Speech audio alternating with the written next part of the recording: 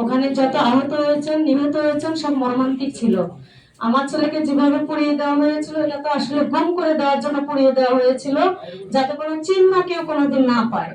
কিন্তু আল্লাহর অশেষ মেহেরবানি যে ওর আইডি কার্ডটা ছিল বিধায় ওকে শনাক্ত করা সম্ভব হয়েছিল। প্লাস ওখানে যে চারজনকে সেদিন শনাক্ত করা হয়েছিল তাদের সব কজনই তার কাছে ডকুমেন্ট ছিল এবং আইডি কার্ড গুলো দেখেই তাদের শনাক্ত করা সম্ভব হয়েছিল। আমি শহীদের মা হিসেবে বলবো যে যে হৃদয় বিদারক ঘটনা ওখানে ঘটেছিল, আসলে আমার একটা মাত্র ছেলেই ছিল। আমার বংশের ভিতরে একটা ছেলেই ছিল, আমার আর কোনো ছেলে সন্তান নেই। আমি মা হিসেবে ওকে কখনো আন্দোলনে যেতে দিতে চাই নাই, সেটা শুধু ছিল আমার মায়ের ভালোবাসা। কিন্তু দেশের জন্য জীবন দিয়েছে, দেশের জন্য ভালোবাসা দিয়েছে, তার জন্য আমি গর্বিত মা যে ওকে হাজারবার ফোন করে আমি ওকে আনতে পারি নাই। ওকে যখন আমি 11টায় ফোন দিয়েছিলাম, আমি একজন মেডিকেল স্টাফ, আমি আসলে নারী ও শিশু হাসপাতালে চাকরি করি। সেদিন যে ভয়াবহতা ছিল, সেই ভয়াবহতা আমি জানবো না, একজন মা হিসেবে আমি কিয়ামত দেখেছিলাম। মানুষ হয়তো কিয়ামতের হাদিস কোরআনে পড়েছে, কিন্তু আমি সত্যি সত্যি সেদিন কিয়ামত দেখেছিলাম। কারণ আমি মেডিকেল স্টাফ যে হারে গণমানে সেদিন রুগী এসেছিল, প্রত্যেকটা পেশেন্ট এসেছিল। আমি ধন্যবাদ জানাই রিক্সাওয়ালা ভাইদের, যারা তারা অ্যাম্বুলেন্সের কাজ করেছিল। তারা অনেক পেশেন্ট নিয়েছে, আমি সবকটা পেশেন্ট সেদিন আমি ওই মানে রিক্সাতে পেয়েছিলাম। তাই একটা ছেলে আমার হাতের উপর থেকে ফোন দিচ্ছিল যে মা আমি ভালো আছি, কিন্তু সে গুলিবিদ্ধ।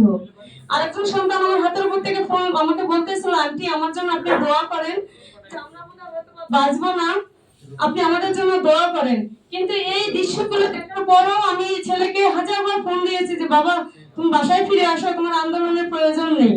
কিন্তু সে আমাকে উত্তর দিল যে আম্মু তুমি কেমন স্বার্থপর মা, আম্মু আমি কি তোমার একাই সন্তান?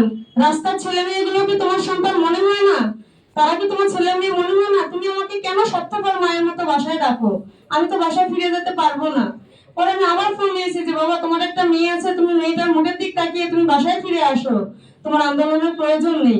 সে বলেছিল যে আম্মু আমি বাসায় ফিরে যেতে পারবো না, আমার সামনে চারটা লাশ, একজন আহতকে আমি ধরে আছি আম্মু, আমি কি করে বাসায় ফিরবো আম্মু? তুমি কেমন স্বার্থপর মা, মানুষের বাবা মা সহ রাস্তায় নেমেছে, তুমি আমাকে কেন বাসায় ফিরে যেতে বলো?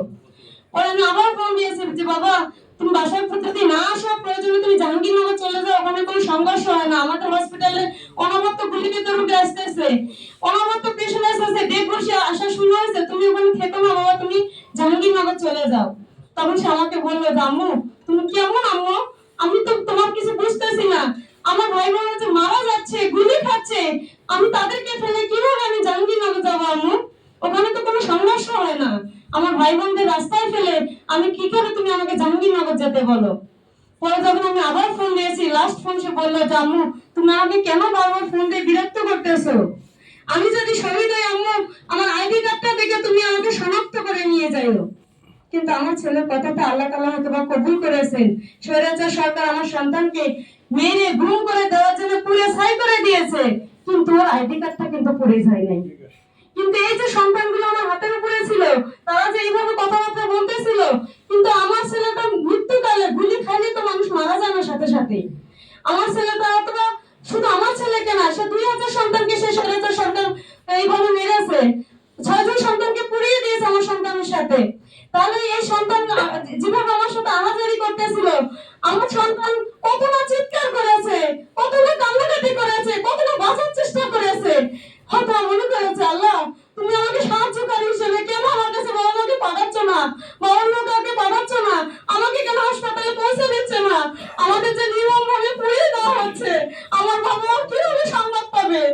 কিন্তু আমি আর্থিক দিক থেকে অনেক অসচ্ছল ছিলাম, আমি সেইভাবে আমি ছেলেকে ওইভাবে টাকা পয়সা দিতে পারি নাই।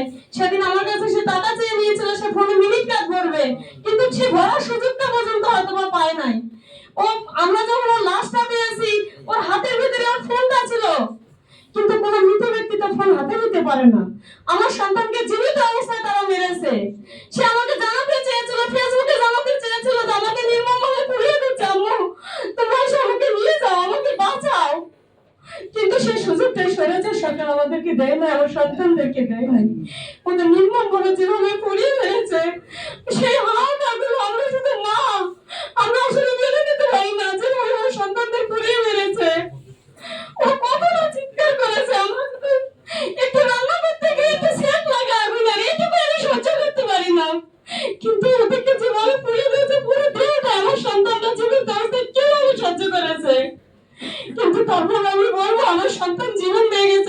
জন্য, দেশের মঙ্গলের জন্য, সুন্দর একটা দেশ উপহার পাওয়ার জন্য। কিন্তু সে আমাদের সন্তানদের স্বপ্ন কি সার্থক হয়েছে? এখনো স্বৈরাচারী দোষরা পদে পদে বসে আছে, এখনো স্বৈরাচারী দোষরা যেভাবে চলতেছে আমরা এখনো সেটা মেনে নিতে পারতেছি না।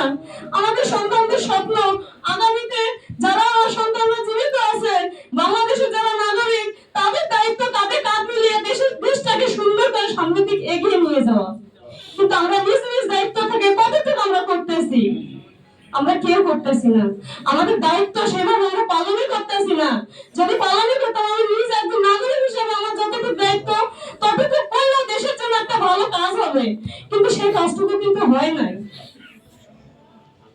আমার সন্তানদের যেভাবে মেরেছে, 2000 সন্তানকে মেরেছে, আমি সর্বপ্রথম মা হিসেবে চাইবো আমার সন্তানদের হত্যাকারীদের বিচার। জি ধন্যবাদ। আমার সন্তানের হত্যাকারী বিচার। দ্বিতীয়ত চাইবো রাষ্ট্রীয় স্বীকৃতি।